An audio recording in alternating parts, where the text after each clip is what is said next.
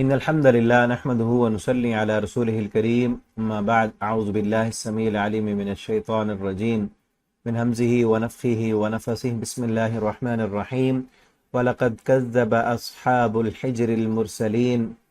تفسیر القرآن کا سبق آج انشاءاللہ سورۃ الحجر رکوع نمبر 6 پڑھیں گے، اور یہ سورت کا آخری رکوع ہے، اور اسی میں اصحاب حجر کا ذکر ہے، جس کے نام پر سورت کا نام بھی سورۃ الحجر ہے۔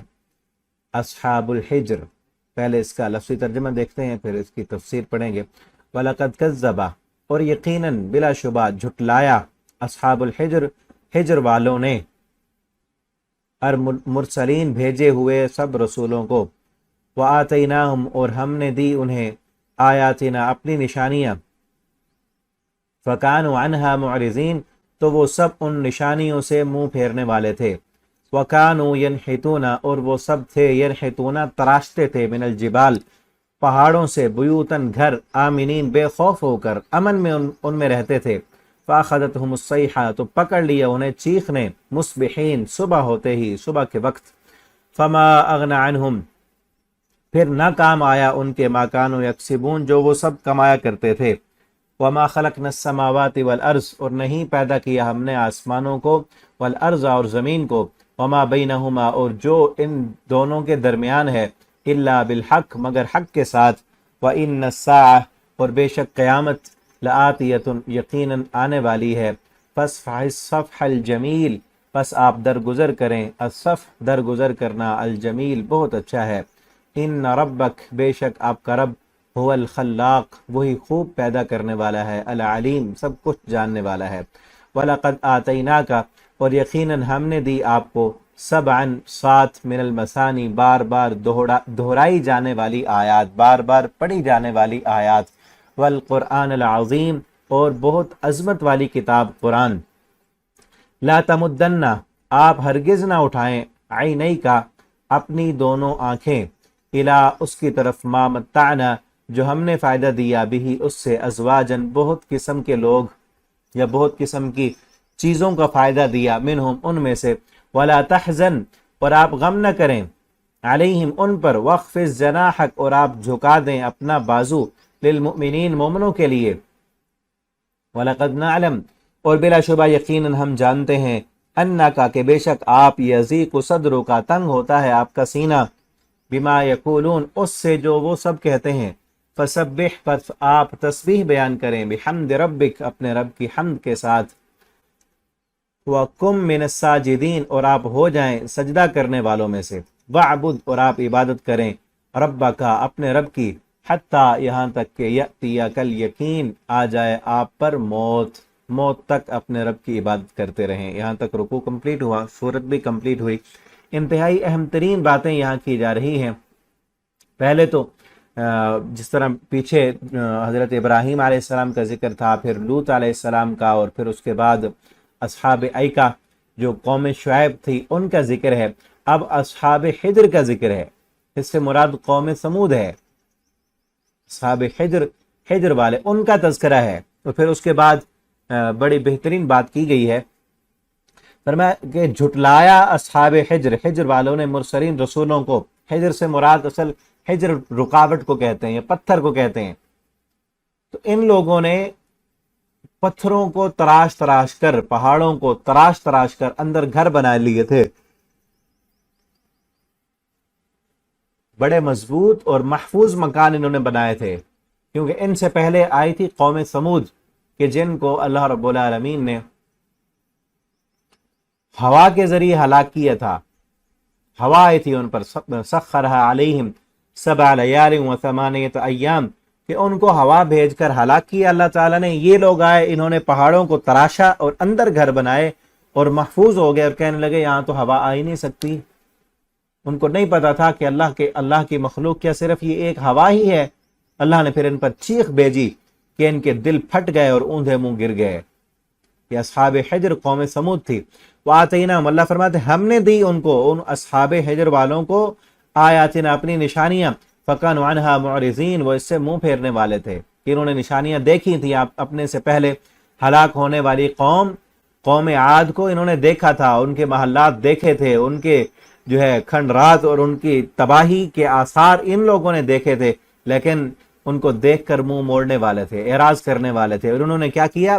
کانوا ینحتون من الجبال بیوتا، یہ تراشا کرتے تھے پہاڑوں سے گھر، پہاڑوں کو تراش تراش کر گھر بناتے تھے، آمینین اور بے خوف ہو کر رہتے تھے۔ جس طرح میں نے بتایا نا، یہ سمجھتے تھے کہ اس قوم پر تو جو ہے نا مضبوط مکان نہیں تھے ان کے، تو ان پر ہوا آئی، ہم نے تو پہاڑوں کو تراش کر اندر گھر بنائے ہیں، ہمارے اوپر تو وہ عذاب آ ہی نہیں سکتا، ہم تو بڑے محفوظ ہیں۔ آج بھی دیکھیں نا، اپنی طاقت دکھانے کے لیے بھی آج لوگ بڑے بڑے مکانات بناتے ہیں۔ آپ بھی اگر کسی ملک میں جائیں تو ان کی طاقت کا اندازہ لگانے کے لیے ان کے بینک بیلنس کو تو نہیں دیکھتے نا کہ کتنا لوگوں نے پیسہ رکھا ہوا ہے، وہاں کا فن تعمیر، ان کی بڑی بڑی عمارتیں، مضبوط عمارتیں، ان سے معلوم ہوتا ہے کہ کتنی طاقتور قوم ہے، کتنی دولت ان کے پاس موجود ہے۔ تو یہ لوگ بھی بڑے بڑے محلات اور مکان بناتے تھے، فن تعمیر کے ماہر تھے، اور پہاڑوں کو تراش تراش کر اندر گھر بناتے تھے، اور بے خوف و خطر رہتے تھے کہ ہمیں کون کچھ کہہ سکتا ہے، یہاں کس کا عذاب آ سکتا ہے، ہم تو ہمیشہ رہیں گے۔ ایسے سمجھ لیا تھا کہ ہم ہمیشہ رہیں گے۔ اور پیچھے بلکہ آگے ہے سورۃ شعراء میں، پیغمبر نے آ کر ان کو کہا تھا کہ تم ایسے محلات اور مکان بناتے ہو، ایسے سمجھتے ہو گویا تم نے ہمیشہ رہنا ہے، انکم مخلدون، کہ تم ہمیشہ یہیں رہو گے، اور ہر جگہ پر تم مکان بناتے ہو نشانی کے طور پر اور صرف خوش رہنے کے لیے۔ کیا یہی دنیا کی زندگی ہے؟ یہیں پہ ہی ہمیشہ رہنا ہے، مر کے نہیں جانا، اللہ کے سامنے حاضر نہیں ہونا اور اپنی اس زندگی کا حساب نہیں دینا۔ فاخذتهم الصیحہ، پھر کیا ہوا؟ ان لوگوں نے سمجھا کہ ہم پر ہوا نہیں آ سکتی، اللہ فرماتے پکڑ لیے ان کو ایک چیخ نے، مصبحین، صبح ہوتے ہی، کہ کتنی جو ہے ترقی یافتہ قوم تھی اور کتنا فن تعمیر کے ماہر تھے، اور بڑی دولتیں ان کو دی تھیں، اختیار دیا تھا، لیکن ایک ہلکی سی چیخ بھی برداشت نہ کر سکے۔ ہماری اس چیخ نے ان کے دل پھاڑ دیے، کلیجے ان کے پھٹ گئے اور اوندھے منہ گر گئے۔ فما غنی عنہم ما کانوا یکسبون،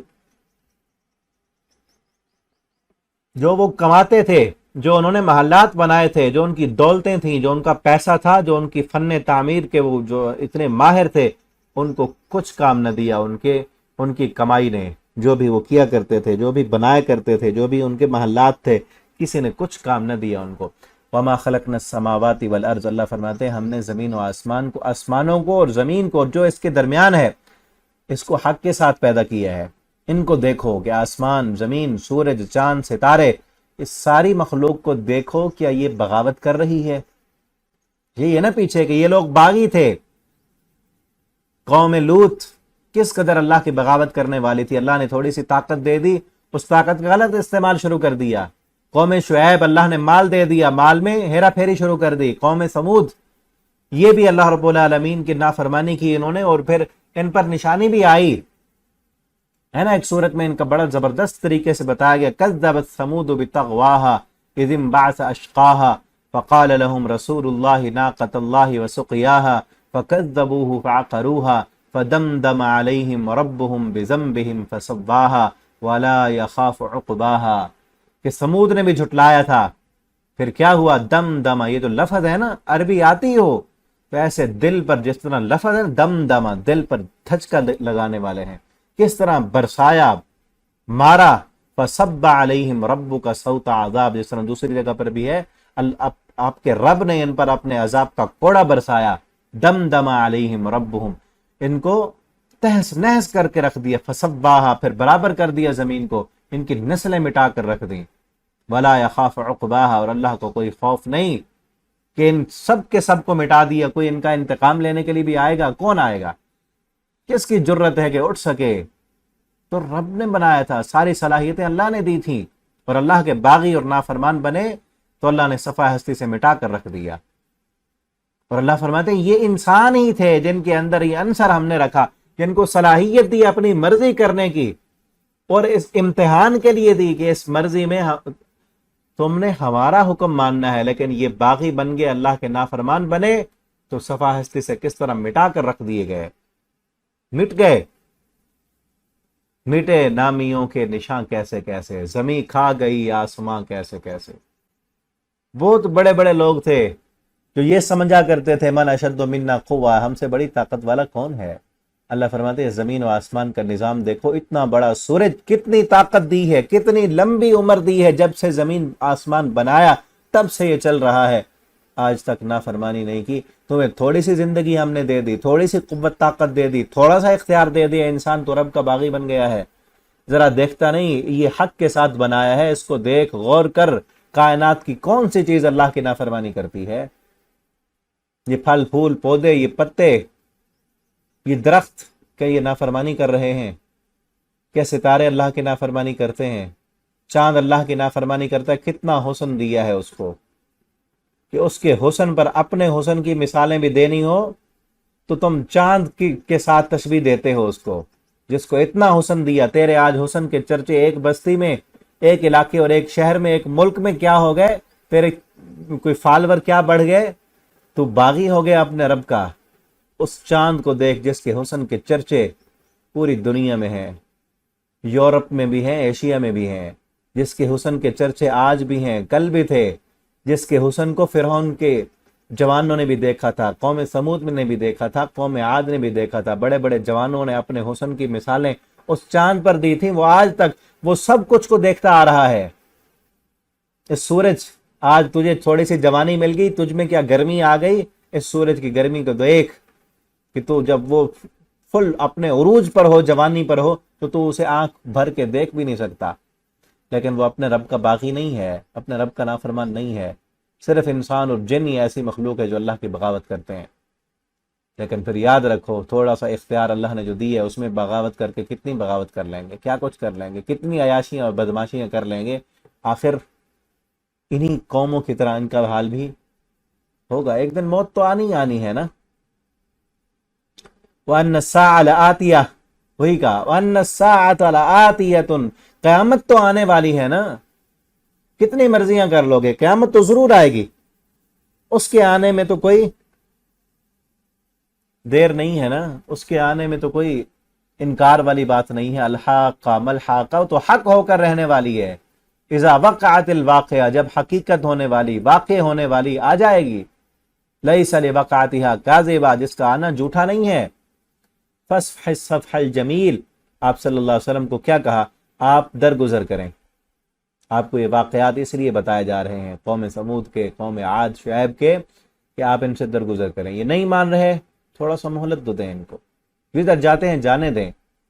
کیا کچھ کر لیں گے، کتنی بدماشیاں کر لیں گے، کتنے مسلمانوں پہ ظلم کر لیں گے، یہ کتنی دنیا کی ترقی حاصل کر کے اور کتنا پیسہ حاصل کر کے کتنی اپنی دولتوں کے ساتھ جی لیں گے، کیا کچھ کریں گے۔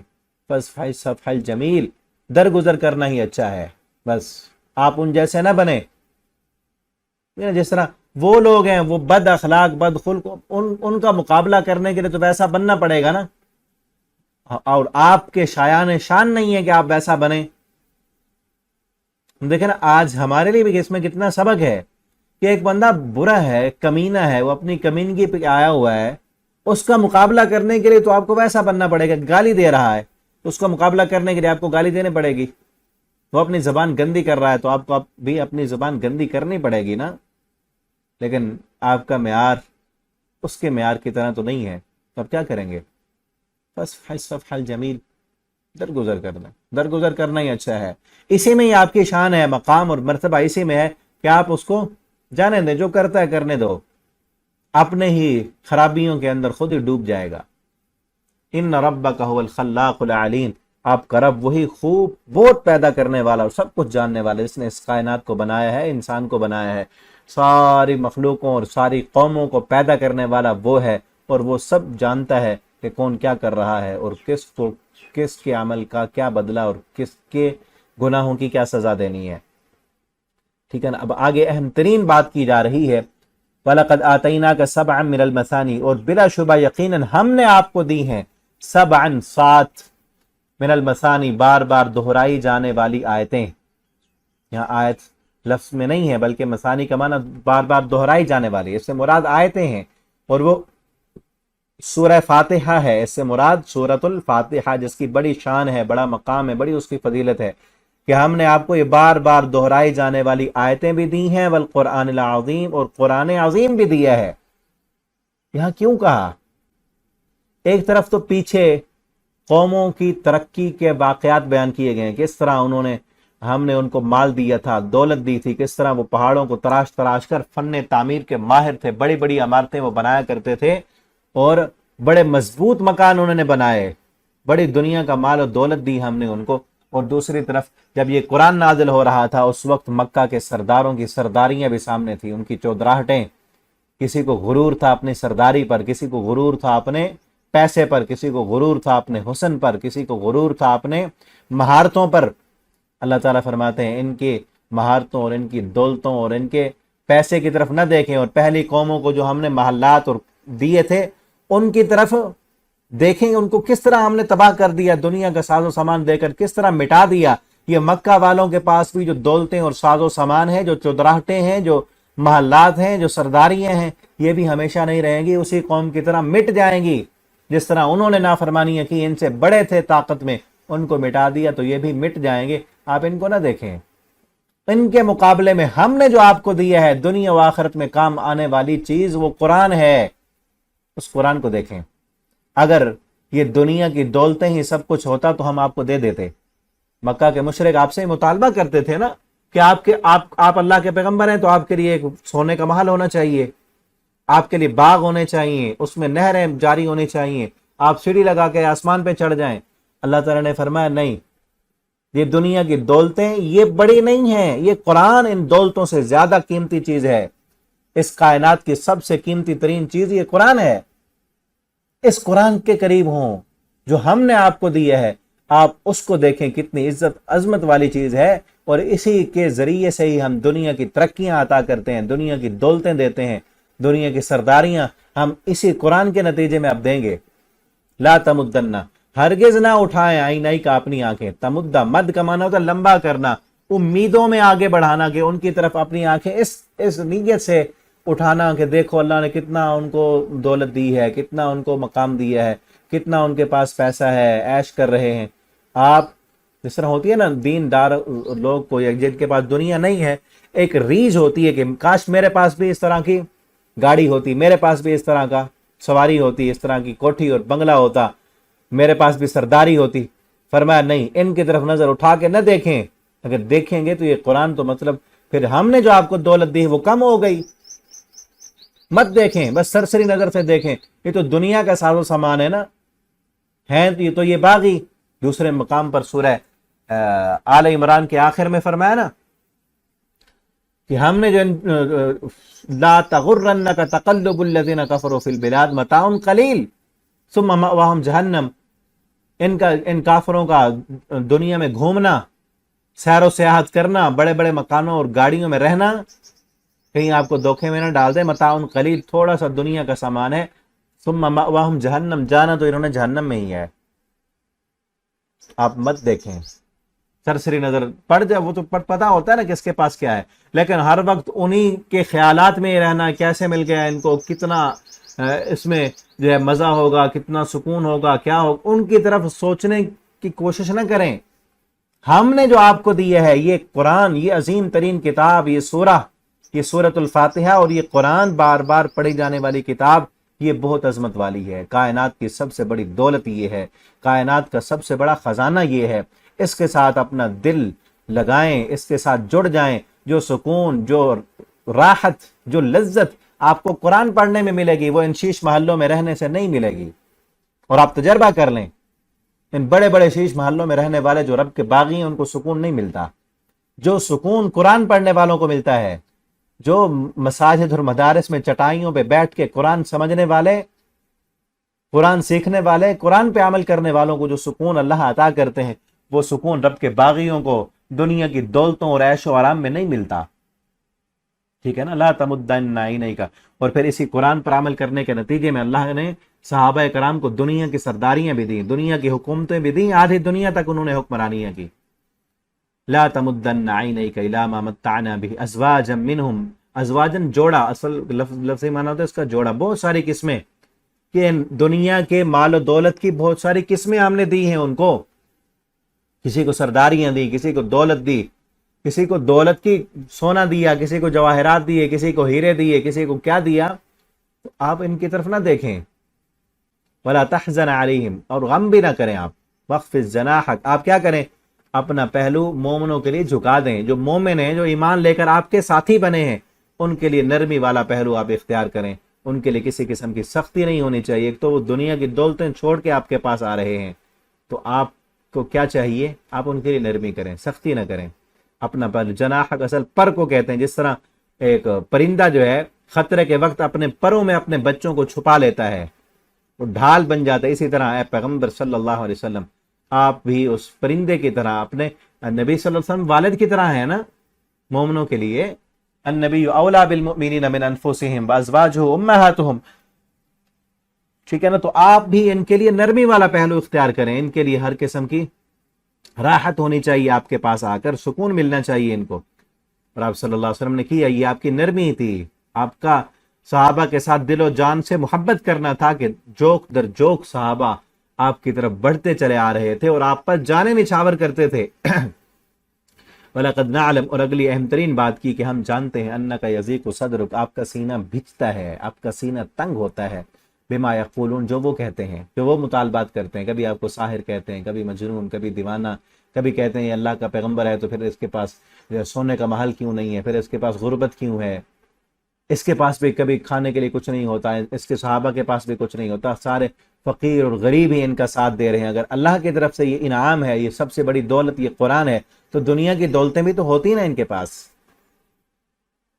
ہوتا ہے نا۔ انسان باتیں سن سن کے دل بھج جاتا ہے، دل ٹوٹ جاتا ہے، اور آج بھی اسی طرح سے قرآن کو ماننے والا، قرآن پڑھنے والا، پیغمبر کے مشن کو اپنانے والا جو ہوگا، اس کے ساتھ یہ سلوک ہوگا، یہ باتیں ہوں گی، دنیا کہے گی کہ دیکھو دین کی طرف آئے نا تو دنیا چھوٹ گئی، کچھ نہیں ملا، پھر بھی انسان قرآن کو پڑھ کر سمجھ کر سکون حاصل کر کے جو ہے دنیا والوں کی طرف نہ دیکھے، لیکن باتیں سن کر دل تو دکھتا ہے نا۔ اس طرح پیچھے آیا کہ آپ لا تمدن عینیک، آپ ان کی طرف نہ دیکھیں، آپ دل میں تمنا نہ کریں کہ اس طرح کی دنیا ہمارے پاس بھی ہو، آپ کے لیے تو جنت تیار ہے۔ مومن کے دل میں تمنا تو جنت کی ہونی چاہیے، جنت کے لیے اللہ کی فرمان برداری کرنی چاہیے، نہ کہ دنیا کے مال و متاع کے لیے، اپنی آخرت کو سنوارنے کے لیے، اللہ کے اور اللہ کی رضا کے لیے، اور اللہ کی رضا کا نتیجہ جنت ہے، ٹھیک ہے نا۔ کئی لوگ ایسے بھی ہیں فلاسفر، وہ کہتے ہیں کہ نہیں جنت کے لیے نہیں کرنا چاہیے، اللہ کی رضا کے لیے کرنا چاہیے۔ بھئی اللہ کی رضا کا نتیجہ جنت ہے، ٹھیک ہے نا، اللہ کی رضا کی جو انتہا ہے وہ جنت ہے۔ اللہ جب جس بندے سے راضی ہوں گے اسے جنت دیں گے، تو اللہ کی رضا کے لیے کرنا ہے، اور اللہ کی رضا کا نتیجہ جنت ہے، ٹھیک ہے نا۔ تو انسان ایک بندہ دنیا کو چھوڑ دیتا ہے، نہیں اس کی طرف دیکھتا، نہیں لالچ کرتا، دل کو اپنے صاف کر لیتا، لیکن اگلا کام کیا ہوتا ہے، پھر دنیا والوں کی جب باتیں سنتا ہے، وہ تنگ کرتے ہیں، تو وہ باتیں سن کر انسان کا دل گھٹتا ہے۔ آپ صلی اللہ علیہ وسلم کے پاس آپ کی یہی سلوک ہوتا، کافر مشرک آپ کو تانے دیتے کہ دیکھو فلاں جو اللہ کا باغی بھی ہے، نافرمان، تمہاری نظر میں وہ رب کا باغی ہے اور نافرمان ہے، تو اس کے پاس ساری دنیا کی دولتیں ہیں، عیش و آرام ہے، کوئی بیماری نہیں ہے، کوئی تکلیف نہیں ہے، اور محمد صلی اللہ علیہ وسلم کا کلمہ جو بھی پڑھتا ہے اس پر تکلیفیں آتی ہیں، اس کو مارا جاتا ہے، پیٹا جاتا ہے، کھانے کے لیے کچھ نہیں ہوتا، اس کے رشتہ دار اس کو جو ہے آگ کر دیتے ہیں، نکال دیتے ہیں، قطع تعلقی کر لیتے ہیں۔ اور آپ صلی اللہ علیہ وسلم، پھر اگلی چیز یہ بھی تھی کہ آپ کے صحابہ کو مارا جا رہا تھا، پیٹا جا رہا تھا۔ ایک دور یہ بھی تو گزرا نا کہ آپ کی آنکھوں کے سامنے حضرت عمار، یاسر، سمیہ، حضرت بلال، کتنے صحابہ ہیں جن پر بہت ظلم و ستم کیا گیا، اس کو دیکھ کر بھی کس طرح ایک دائی جس کے دل میں اپنے ساتھیوں کی اتنی زیادہ محبت، جو ان کے لیے اپنی جان دینے کے لیے تیار ہے، آپ صلی اللہ علیہ وسلم ان کو دیکھتے تھے تو کتنی تکلیف ہوتی ہوگی، باتیں سن کر کتنی تکلیف ہوتی ہوگی۔ اللہ تعالیٰ نے اس تکلیف کا علاج بتایا ہے یہاں، اور آج ان ساتھیوں کے لیے بھی علاج ہے جن کے دل میں کسی قسم کا کوئی غم ہے، کوئی دکھ ہے، کوئی پریشانی ہے، مصیبت اور مشکل ہے۔ بلکہ کل ایک اسٹوڈنٹ پوچھ رہی تھی مجھے نا خوف آتا ہے، تو اس کو میں نے کچھ اور دعائیں بھی بتائیں، آج یہ بھی ان کے لیے ہے کہ علاج ہے سینے کے بھج جانے کا علاج، دل کی تنگی کا علاج۔ کہا نا انا کا یزیق صدرک، ہم جانتے ہیں کہ آپ کا سینہ تنگ ہوتا ہے، دل کی بیماری، ہر دل کی بیماری کا علاج اس میں اللہ نے بتایا ہے چاہے وہ لوگوں کی باتیں سن کر ہو، ماحول کی وجہ سے ہو، حالات کی وجہ سے ہو، کہ کسی وجہ سے خوف آ رہا ہو، آپ کو دل تنگ ہو رہا ہو، باوجود قرآن پڑھنے کے، باوجود نمازیں پڑھنے کے، باوجود دین پر عمل کرنے، آپ دیکھیں نا نبی کریم صلی اللہ علیہ وسلم سے زیادہ بڑا نماز پڑھنے والا کون ہو سکتا ہے؟ آپ سے زیادہ اللہ کی عبادت کرنے والا اور کون ہو سکتا ہے؟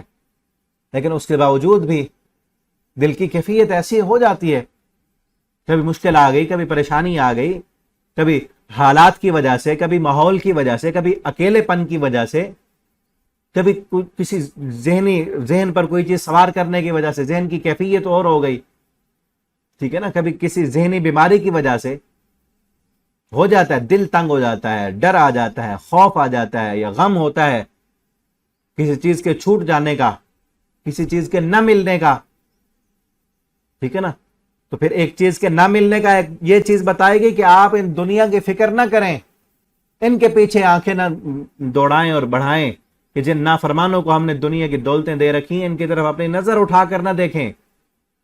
اور اگلی چیز، اگر آپ کا سینہ بھجتا ہے، تنگ ہوتا ہے، خوف محسوس ہوتا ہے اور دل تنگ ہوتا ہے، دل کی خوشی کے لیے، دل کی وسعت کے لیے، سینے کے کشادگی کے لیے آپ کیا کریں؟ فسبح بحمد ربک، اپنے رب کے حمد کے ساتھ اللہ کی تسبیح کریں، آپ سبحان اللہ کہیں، آپ الحمدللہ کہیں، آپ لا الہ الا اللہ کہیں، یہ تسبیحات آپ پڑھتے رہیں، اللہ آپ کا سینہ کھول دے گا، اللہ آپ کا دل فراخ کر دے گا، اللہ آپ کی تنگیاں دور کر دے گا۔ کب؟ جب آپ سبح بحمد ربک، اپنے رب کی تسبیحاں کریں گے، ٹھیک ہے نا۔ اور اگلا کام، ایک چیز زبان کو اللہ کے ذکر میں لگا دیں، ٹھیک ہے، وَقُم مِّنَ السَّاجِدِينَ، اور سجدہ کرنے والوں میں سے ہو جائیں۔ آپ تو سجدہ کیا کرتے تھے نا، مزید کیوں کہا کہ لمبے سجدے کریں آپ؟ دل کی تنگی کا علاج، سینے کی گھٹن کا علاج، پریشانیوں سے نجات کا علاج لمبے سجدے کرنا ہے۔ سجدے لمبے کریں، اور لمبے سجدوں کے لیے نفل نماز پڑھیں، نوافل پڑھیں، اور نوافل میں لمبے سجدے کریں، سجدے میں لمبا سبحان ربی الاعلی، یہ نہ سبح تسبیح کریں، سبحان ربی الاعلی، سبحان ربی الاعلی، لمبا کرتے رہیں، بار بار کہتے رہیں، پھر دیکھیں گے کس طرح اللہ پریشانیوں کو دور کرتے ہیں، دل کی تنگی کو کس طرح اللہ وسعتوں میں بدلتے ہیں، سینے کی گھٹن کو اللہ کس طرح فراخیوں میں تبدیل کر دیتے ہیں، ٹھیک ہے نا۔ یہ علاج بتا ہے، اور آج بھی یہی ڈپریشن کا علاج، انزائٹی کا علاج، ٹینشن کا علاج، مشکلوں اور پریشانی چاہے کسی بھی قسم کی ہے، اور خصوصاً وہ لوگ جو نماز بھی پڑھتے ہیں، دیندار بھی ہیں، قرآن بھی پڑھتے ہیں، لیکن اس کے باوجود بھی کسی وجہ سے دل گھٹ جاتا ہے، پریشانی آ جاتی ہے، مشکل آ جاتی ہے، تو اپنی زبان کو اللہ کے ذکر سے تر رکھیں، ٹھیک ہے نا۔ سبحان اللہ، الحمدللہ، لا الہ الا اللہ، استغفر اللہ، لا حول ولا قوت الا باللہ، اللہ کا ذکر کرتے رہیں،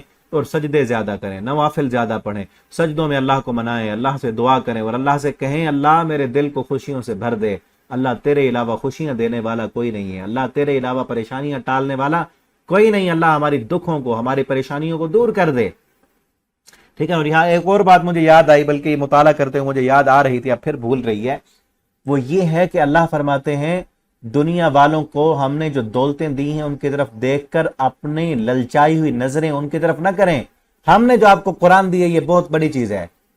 اس وقت ہمارا جو ماحول اور معاشرہ چل رہا ہے نا، لوگوں نے دنیا میں رہنے کے لیے، کئی دیندار لوگوں نے بھی یہ سمجھ لیا ہے جب تک ہمارے پاس دولت نہیں ہوگی، پیسہ نہیں ہوگا، بڑا دنیا میں سٹیٹس اور معیار نہیں بنے گا، ہم دنیا میں رہ نہیں سکیں گے، ٹھیک ہے نا۔ اور اس کے لیے پھر غلط ہتھ کنڈے اختیار کرتے ہیں، اور پھر یہ بھی دولت بھی، اور ساتھ یہ بھی اگر اعلیٰ ڈگریاں نہیں ہوں گی دنیا کی، اگر ہم ڈگریاں نہیں لیں گے تو ہم دنیا میں نہیں رہ سکیں گے، وہ ڈگریاں لینے کے غرض کے لیے پھر ڈگریاں لے کر نوکریاں لینی ہے، یا بڑے کام کرنے، بڑا پیسہ آئے گا، پھر دنیا میں عیاشی کے ساتھ رہیں گے، پھر ڈگریاں لینے کی دوڑ میں تعلیم نہیں، تربیت کی فکر نہیں ہے۔ تعلیم اور تربیت تو قرآن کرتا ہے نا، اس نے ان قوموں کو جو دنیا کی پست قومیں تھیں، جن کو کچھ نہیں آتا تھا، اس قرآن نے تربیت کی، ان کو اٹھا کر دنیا کا سردار بنا دی، اور سرداریاں دی، انہوں نے دنیا کو جینے کا سلیقہ سکھایا جن کو اپنے جینے کا طریقہ نہیں آتا تھا، اس قرآن نے دیا۔ وہ تعلیم و تربیت نہیں، ڈگریوں کی دوڑ لگی ہوئی اب کہ ڈگریاں ملیں بس، وہ ڈگریاں لینے کے لیے یونیورسٹیوں میں کیا ہو رہا ہے آپ کے سامنے ہے، ठीक है ना। ये पिछले दिनों बहावलपुर की यूनिवर्सिटी का जो मामला सामने, अभी तक वो नहीं सुलझा, और सुलझाने का तरीका क्या है वो अलग से इंशाल्लाह मैं अभी एक क्लिप बना के ना वो भी आप तक पहुंचाएंगे कि असल तरीका क्या है। तो इन डिग्रियों की दौड़ में जो पड़े हुए हैं ना, फिर नहीं देखते कि यूनिवर्सिटी में हम अपनी बच्ची को भेज रहे हैं, वहां तालीम होगी या इस बच्ची के ईमान का जनाजा भी निकल जाएगा, और उसके साथ साथ हमारी गैरत का जनाजा भी निकल जाएगा। निकल जाता है ना, शराफत तो वहां खत्म हो जाती है कि जब आपने अपनी बच्ची को भेज दिया यूनिवर्सिटी में, हॉस्टल में, एक ही कमरे में बैठकर, एक ही क्लासरूम में, इधर लड़के बैठे इधर लड़कियां बैठे, इकट्ठे बैठ के पढ़ रहे हैं। वो क्या पढ़ाई, वो इल्म होगा, वो तालीम होगी, वो तरबियत होगी, या इसकी मशकें सीखेंगे वो वहां बैठ के? पढ़ना तो नहीं है वहां। एक नौजवान जिसकी शादी भी नहीं हुई, नौजवान है, और इस एक तरफ नौजवान लड़की, उसकी भी शादी नहीं हुई, दोनों को आप इकट्ठे बिठा दें, जरा तसव्वुर तो करें अल्लाह ने किस लिए पर्दे का कानून नाज़िल किया, वो क्या पढ़ाई होगी। जाहिर बात है कि शैतान भी जरूर यही तो आता है ना शैतान। और फिर ऐसी बातें करें तो कहते ये मौलवी है, इनको हर वक्त ख्याल ये होता है, हमें ख्याल ये नहीं होता। अपने करतूत तो देखो ना वहां हो क्या रहा है। हम तो यही कहते हैं ना, इस्लाम जो कहता है, जो कुरान कहता है कि पर्दे में रखो इनको, क्योंकि अल्लाह को पता है अल्लाह ने पैदा किया है मर्द को भी और औरत को भी, और उनके जज्बात को अल्लाह हमसे ज्यादा बेहतर, हमारे जज्बात अल्लाह जानते हैं। और उसी रब ने यह अहकामात दी हैं कि जहां मर्द हो वहां औरतें, मखलूत निजाम ना हो। उसने कदगन लगा दी है, कानून बना दिए हैं। गैर महरम के सामने अगर गैर महरम जो है खैर खा होता ना, तो रब कभी पर्दे का हुक्म ना देता। और फिर जो असल बात मैंने करनी है वो ये है कि इन डिग्रियों की दौड़ में जो लोग जिसके पीछे पड़ रहे हैं, इनको ना देखें।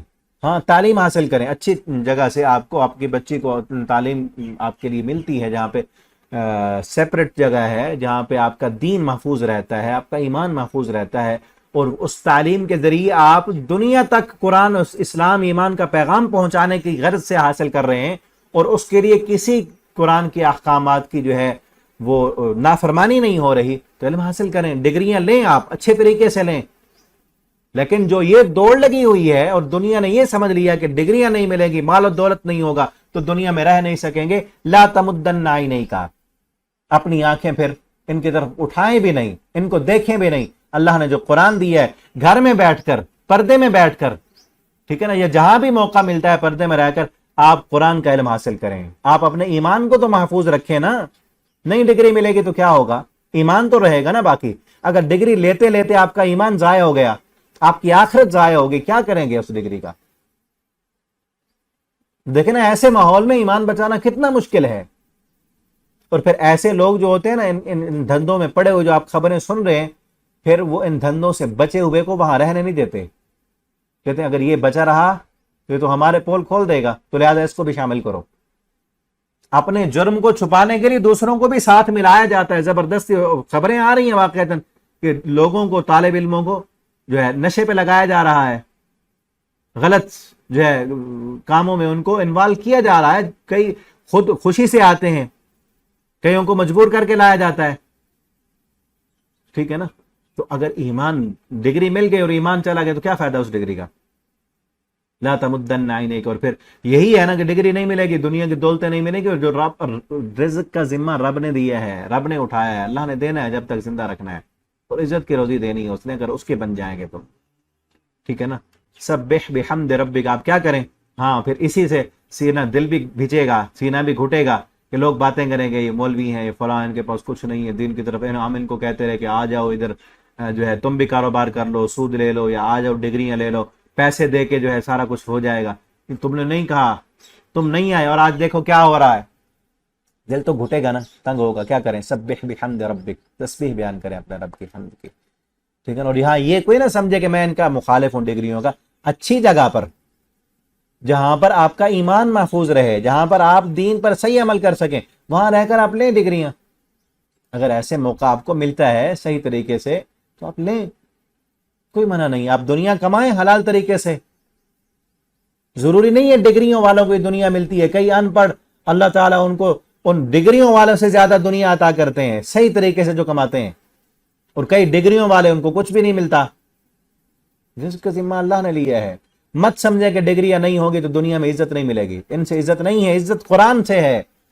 قرآن والے بن جائیں، اللہ کے ساتھ جڑ جائیں، اللہ دنیا میں بھی بلندی دیں گے، عزت دیں گے، مقام دیں گے اور سکون کی زندگی دیں گے۔ چاہے دنیا والوں کی نظر میں آپ کا کوئی مقام اور مرتبہ نہ ہو، اللہ رب العالمین آپ کو وہ زندگی دیں گے۔ لَنُحْيِيَنَّهُ حَيَاةً طَيِّبَةً، اللہ کا یہ وعدہ ہے کہ جو ہمارے ساتھ جڑ جائے گا، ہمارے قرآن کے ساتھ مل جائے گا اور اس قرآن کو اپنا امام بنا لے گا، لَنُحْيِيَنَّهُ حَيَاةً طَيِّبَةً، ہم ان کو پاکیزہ زندگی عطا کریں گے، ٹھیک ہے نا۔ وَقُم مِّنَ السَّاجِدِينَ وَاعْبُدْ رَبَّكَ، اور اگلی بات کیا ہے، وَاعْبُدْ رَبَّكَ، آپ کی زندگی کا جو مقصد ہے اپنے رب کی عبادت ہے، وَاعْبُدْ رَبَّكَ، آپ اپنے رب کی عبادت کریں۔ کب تک؟ حَتَّى يَأْتِيَكَ الْيَقِينُ، یہاں تک کہ یقین آ جائے، یہاں تک کہ موت آ جائے، موت کے آنے تک آپ اپنے رب کی عبادت کرتے رہیں، ٹھیک ہے نا۔ تو اصل زندگی کا مقصد اللہ کی عبادت ہے، تو جو اللہ کی عبادت نہیں کر رہے وہ اپنی زندگی کے مقصد کو بھولے ہوئے ہیں، وہ پورا نہیں کر رہے اپنی زندگی کا مقصد۔ تو زندگی کا مقصد اپنے اللہ کی عبادت ہے، تو آپ اپنے رب کی عبادت کریں۔ دنیا کمانا، پیسہ، دولت، سب کچھ اللہ دے دے تو ٹھیک ہے، نہ دے تو کوئی فکر نہیں ہونی چاہیے، مل جائے تو اس کے ملنے پر خوشی بھی نہیں ہونی چاہیے، خوشی اس بات کی ہو کہ ہم نے اللہ کی عبادت کر لی ہے، ہم نے اللہ کو راضی کر لیا ہے، ٹھیک ہے نا۔ تو یہ اپنی زندگی کا مقصد بنا لیں کہ ہم اس دنیا میں دنیا کمانے کے لیے نہیں آئے، دنیا کے عیش و آرام کے لیے نہیں آئے، ہم اس دنیا کی ڈگریاں لینے نہیں آئے۔ اور اگر دنیا کی ڈگریاں لینے کا مقصد یہ ہو کہ یہ دنیا کی ڈگریاں حاصل کر کے ہم نے اچھا پڑھ کے اللہ کے دین کو آگے پھیلانا ہے، تو پھر تو بات ہی اور ہے، ٹھیک ہے نا۔ اگر صرف دنیا کی ڈگریاں لینا، دولت کمانا ہی ہو، دنیا کی زندگی کو سنوارنا ہی مقصد ہو، تو پھر بے مقصد ہے زندگی۔ اصل زندگی کا مقصد تو اپنی آخرت کو سنوارنا ہے نا، اللہ کی عبادت کرنا ہے۔ وما خلقت الجن والانس الا لیعبدون واعبد ربک، آپ اپنے رب کی عبادت کریں۔ آپ کی زندگی کا مقصد یہ ہے، دنیا کی دولتیں بنانا، عیش و آرام کرنا، یہ آپ کی زندگی کا مقصد نہیں ہے۔ اللہ دیں گے آپ کو، ٹھیک ہے نا۔ نبی کریم صلی اللہ علیہ وسلم کو بھی اللہ نے بڑی دنیا کی دولتیں دی، لیکن آپ نے وہ دولتیں اپنے پاس نہیں رکھیں، بانٹ دیا سب کچھ جو بھی اللہ نے دیا۔ کب تک عبادت کرنی؟ یہاں تک کہ یقین سے مراد موت ہے، یہاں تک کہ موت آ جائے، مرنے تک، موت تک اپنے رب کی عبادت کریں۔ اللہ سے دعا ہے اللہ ہمیں ہماری موت تک اپنی عبادت کرنے والا بنا دے۔ اللہ ہماری زندگی کی آخری نماز بھی اللہ ہمیں باجماعت ادا کرنے کی توفیق عطا فرمائے، بلکہ یہ دعا کیا کریں اللہ جب موت دے تو ہمارا سر سجدے میں ہو، ہم سبحان ربی الاعلیٰ کہہ رہے ہوں، اللہ کی عظمت اور اللہ کی توحید کے کلمے کہہ رہے ہوں، ہم سجدے میں ہوں، ہم حرم میں ہوں، ہم اللہ کے عبادت کر رہے ہوں، اور اس وقت اللہ ہمیں موت دیں جب اللہ تعالی ہم سے راضی ہوں، ٹھیک ہے نا، ہمارے گناہ معاف ہو چکے ہوں، ہم نے اللہ سے توبہ کر لی ہو، ہمارا دل بھی مطمئن ہو، اور اللہ رب العالمین کی طرف سے یہ آواز آ رہی ہو، یا ایتھا النفس المطمئنہ ارجعی الی ربک راضیۃ مرضیہ فادخلی فی عبادی وادخلی جنتی۔ تب ہے اصل زندگی کا مقصد پورا ہونا کہ ایسے عبادت کرتے رہیں، ٹک کے عبادت کریں، اللہ کے سامنے لمبے سجدے کریں، اتنا سجدے کریں، یقین، یہاں تک کہ تمہیں یقین ہو جائے، یہ معنی بھی تو ہے نا، یقین ہو جائے تمہیں کہ تمہارا رب تم سے راضی ہو گیا ہے، اتنی اللہ کی عبادت کریں، یقین ہو جائے کہ اللہ ہمیں، میرا رب میری اس توبہ سے، میرے اس رونے سے، میرے اس گڑ گڑانے سے، میرے اس تسبیحات سے، میرے سبحان اللہ الحمدللہ کہنے سے میرا رب مجھ سے راضی ہو گیا ہے۔ تمہیں یقین ہو جائے، تمہارے دل کو سکون تب ملے گا جب یقین ہو جائے گا کہ رب راضی ہو گیا۔ اتنا اپنے گناہوں پر اللہ کے سامنے روئیں کہ یقین ہو جائے کہ میری اس بے بسی، میرے اس تڑپنے سے، میرے اس رونے سے میرے رب نے میرے گناہ معاف کر دیے ہوں گے۔ پھر اس یقین کے بعد، اس کیفیت کے بعد جو دل کو سکون ملتا ہے نا، وہ سکون دنیا کی کسی دولت میں نہیں ہے، کسی عیش و آرام میں نہیں ہے، دنیا کے کسی عہدے میں نہیں ہے، وہ سکون کہیں اور نہیں ہے، صرف اللہ کے سامنے رونے میں ہے، ٹھیک ہے نا۔ نہ جہاں میں کہیں اما ملی، جو اما ملی تو کہاں ملی، میرے جرم خانہ خراب کو تیرے عفو بندہ نواز میں۔ اصل سکون تو اللہ کے سامنے رونے میں ہے نا، اللہ کی عبادت میں ہے، یقین آ جائے، انسان کو سکون آ جائے، اور پھر اسی یقین پر موت آ جائے۔ اللہ سے دعا کریں اللہ تعالی ہمیں اپنے سامنے رونے والا، گڑ گڑانے والا، معافیاں مانگنے والا بنا دیں، اور اللہ ہمارے دلوں سے دنیا کی محبت نکال دیں، جنت کی طمع، جنت کی لالچ، آخرت کا فکر اللہ ہمارے دلوں میں پیدا کر دیں۔ آخر دعوانا الحمدللہ رب العالمین۔